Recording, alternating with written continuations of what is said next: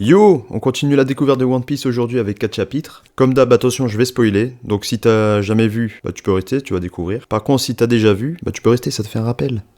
Ben oui. Restez bien dans la vidéo, il va se passer plein de choses. Il va y avoir de la bagarre, des histoires, des nouveaux personnages. On va voir du Arlong, jeune et fougueux. On va retrouver du Jinbei en mode mafieux. Des nouveaux personnages, je peux pas vous en dire plus.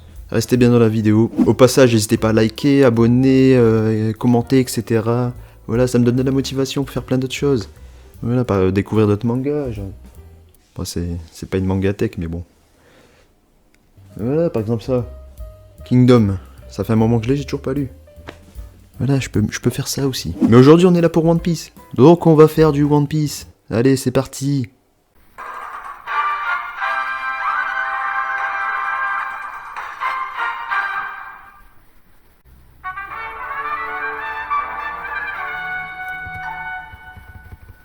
Bon, là, on est au Palais Royal. Zoro, il met une grosse rouste à Oddie Jones. Moi, je pensais vraiment que c'était un dur à cuire, ce Oddie Jones. J'attends de voir encore. Hein. Même le roi Neptune, il t'envoie valser toute l'armée ennemie, avec une technique ultramarine. D'ailleurs, cette technique, elle me dit quelque chose. Ouais. Bon, après, lors de cette attaque, il se bloque le dos. Ça me dit quelque chose aussi, ça.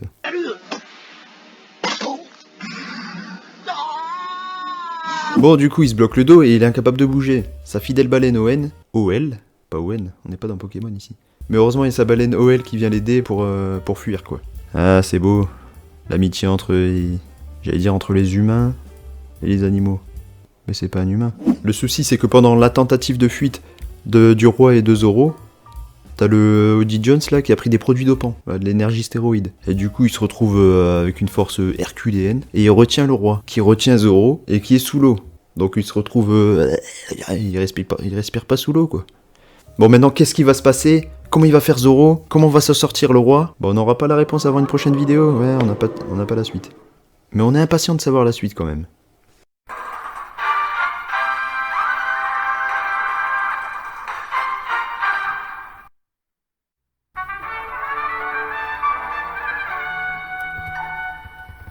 Dispatché un peu partout, t'as les sbires d'Oddie Jones qui commencent à semer le trouble auprès des habitants là.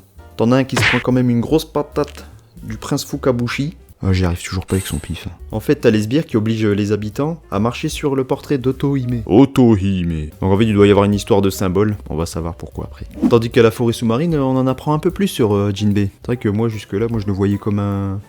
Je le voyais comme un vieux sage, sans histoire. Mais en fait, mais alors pas du tout. Et au fur et à mesure de la lecture, on a même l'impression que c'est limite un méchant, quoi, en fait. Les méchants. Et je sais pas si vous avez manqué, mais moi, il m'avait manqué, hein. Vous voyez de qui je veux parler? Ben c'est de Caribou, notre bon vieux Caribou. Bon, il réapparaît, mais bon, il reste caché quand même, hein. Faut pas trop en demander à Caribou. Il écoute des conversations et il a entendu qu'il y a la princesse Shirahoshi qui est à la forêt sous-marine. Donc il s'est dit, bah tiens, moi je voulais capturer des sirènes pour les revendre à Sabaody, mais une princesse... la géante princesse Shirahoshi. Mais attends, je vais devenir riche. Bah du coup, il va aller à la forêt sous-marine. Décidément, tout le monde veut aller à la forêt sous-marine. Bah, à la forêt sous-marine, t'as Nami qui... Ses souffrances refont surface, quoi, avec les histoires de Jinbei sur Arlong. Et Hachi nous raconte que les hommes poissons et les sirènes étaient considérés comme des moins que rien, en fait, comme des vulgaires poissons par les humains. Alors que Hachi et compagnie, tous les hommes poissons, rêvaient d'aller sur l'île de Sabaody, par exemple, rêvaient du monde des humains.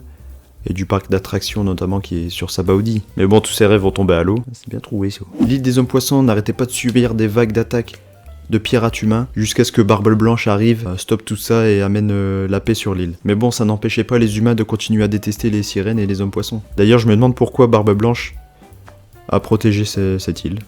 Peut-être qu'il y a un passé avec. Je sais pas. Et cette cruauté était même ancrée dans le gouvernement mondial, les plus hauts décisionnaires de ce monde, quoi. Mais pour changer tout ça, il y a deux personnes qui vont se dresser contre cette haine et ce rejet. La sirène et reine Otohime. Otohime. Et le héros homme-poisson, Fisher Tiger.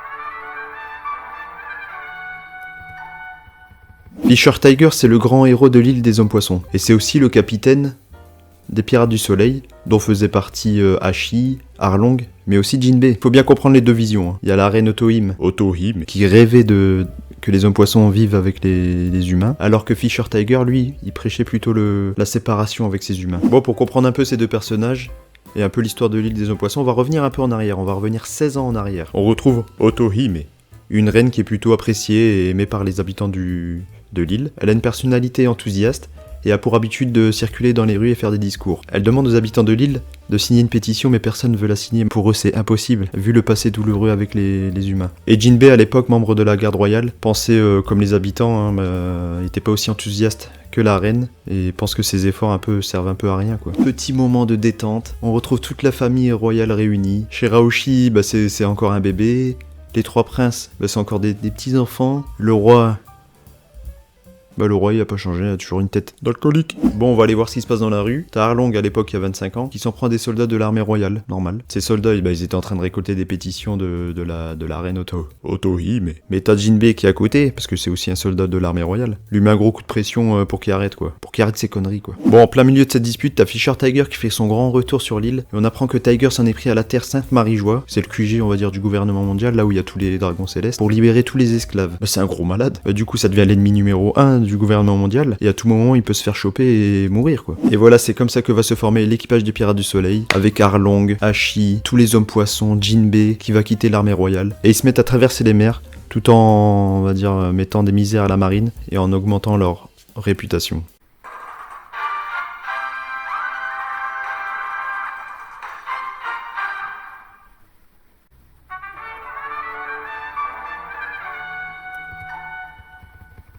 Fisher Tiger devient un modèle pour beaucoup, dont des enfants comme Odie Jones et ses copains, et deviennent petit à petit des haineux des humains. Les Pirates du Soleil continuent de faire parler d'eux sur Grand Line, alors que Tiger, lui, commence à voir que Arlong n'a pas de limite, quoi. Arlong et Jinbei libèrent leur haine contre les humains en les tuant, mais se font complètement rappeler à l'ordre par Fisher Tiger. Il dit: nous on n'est pas des assassins comme les humains, on n'est pas des meurtriers, nous on est des sauveurs, on est motivés que par la liberté. Et là il y a vraiment un parallèle entre les différentes façons de se battre. Il y a Otohime qui essaie d'obtenir des signatures, donc elle utilise la façon plutôt non violente, alors que les Pirates du Soleil eux utilisent la violence. Et un beau jour, on va dire, sur une île un peu inconnue, il y a des humains qui confient une enfant de 11 ans aux Pirates du Soleil. Cet enfant a été soi-disant libéré il y a 3 ans de l'esclavage par Fisher Tiger. Regardez-moi cette image, elle est trop stylée. Cet enfant, ce petit enfant innocent avec les trois là qui font bien flipper. Et l'équipage n'en croit pas leurs yeux. Cette petite a vraiment l'esclavage ancré en elle. Ses habitudes refont surface et les hommes poissons du bateau essaient de lui faire comprendre que nous on n'est pas des ennemis. T'es pas notre esclave, t'es pas l'esclave des hommes poissons. Et malgré un Arlong vraiment sans pitié, Fisher Tiger lui prend la décision de la ramener chez elle. Et voilà, n'hésitez pas à me dire ce que vous avez pensé de ces chapitres. Moi personnellement j'aime bien le retour en arrière. Surtout de revoir Arlong, d'en apprendre un peu plus sur le passé de Jinbei. Otohime. Et Tiger, c'est des personnages que j'aime bien. Surtout Tiger. Voilà, j'ai passé un bon moment à lire ces chapitres. Voilà pour moi. Allez, à bientôt.